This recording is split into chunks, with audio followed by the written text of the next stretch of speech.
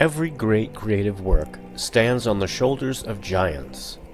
Welcome to RetroInspection, where we examine and find out where the things we love today came from. Her work was quite fantastical, and pushed the boundaries of what we were thinking about. And especially if you contrast her with, say, E. Doc Smith or Philip Wiley, where they were mainly, except for the actual lens themselves, which is based on some sort of magical science, they were mainly focused on the hard science of their science fiction. She pushes the boundaries of that. She gives you a much broader reach for her characters. They don't, and in some of the later work, you're going to find that the Baldies end up fighting an ancient race of witches on a planet, who are witches to us, but control a technology that only looks like magic to us. But she really pushes it, and I think she had to, because she was a woman. And if she hadn't, she would have just been another guy author, but she strove to an extent that I don't think many of these kind of pulp writers or pulp science fiction authors did. This, we'll say like this book does not get as bogged down in the nuts and bolts as say Star Trek does. It's more like Star Wars that way of like, yeah, here's the thing, it's a time machine, it works, but quit bothering me. Yeah, speaking of Star Wars, we're gonna have to read Lee Brackett one day. Yeah. If we can find something of hers that's applicable, yeah. Yeah. We still got to figure out what we're going to read for October, but something horror oriented. Yeah, horror, right? Yeah. Hopefully out by the witching before Halloween. Yeah, Jesus, it's got to. Yeah. We don't have a choice. So Nick, I guess we should finish up and just say, give our final thoughts about Andre Norton and Time Trader. Yeah, absolutely. Oh no, this is absolutely a recommend. Yeah, it's compared to some of the things we've done. It's not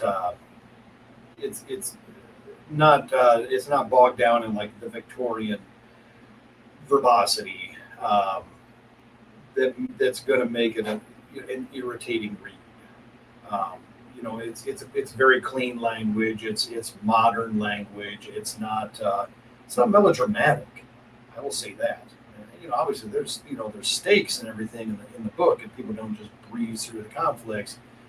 But it's not presented in like apocalyptic. Given that it's centered around a Cold War conflict, it's not presented in apocalyptic terms. It's not a conflict in the distant past to preserve the future.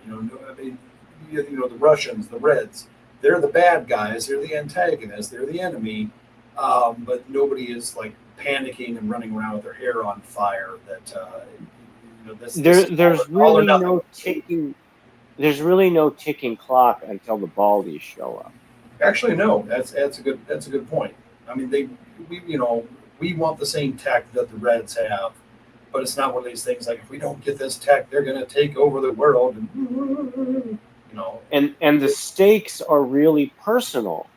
Yeah. So it's not this James Bond idea where if they don't find the bad guy with the world killing device in time, the world's going to explode. He's going to blow up Miami.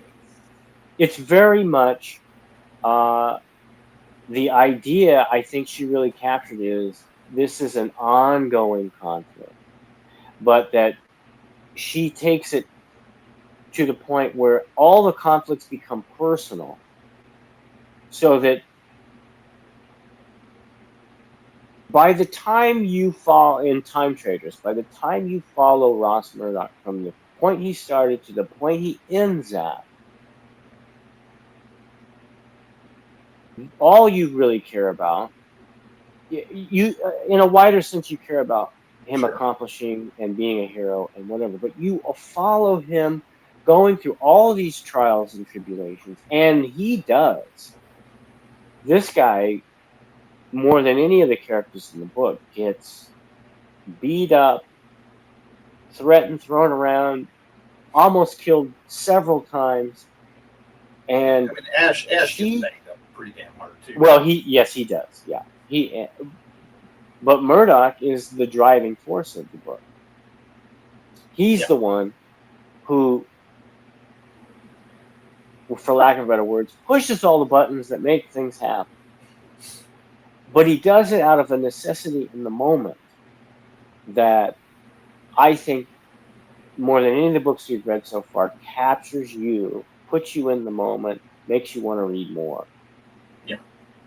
At least for me. He's more identifiable than, say, the guy Gladiator, than Hugo. There's a certain amount of distance with that guy. Yeah, let me ask this question. Speaking of how personal it gets, especially in the climax of the book.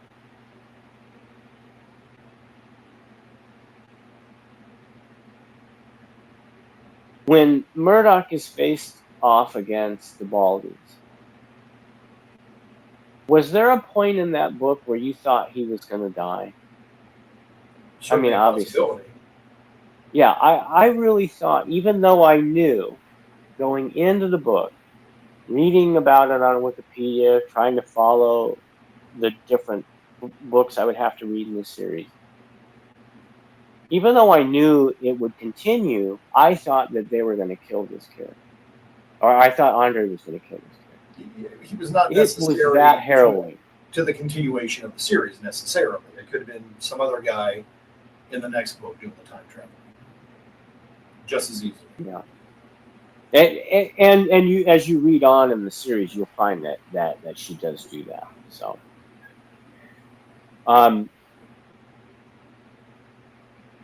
all right, Nick. I think that pretty much covers Time Traders. It's a recommend from me. Obviously, a recommend from you. Yep. Like, subscribe, repost, share everywhere. To see what else we're up to, visit xynobooks.com, xenobooks.com.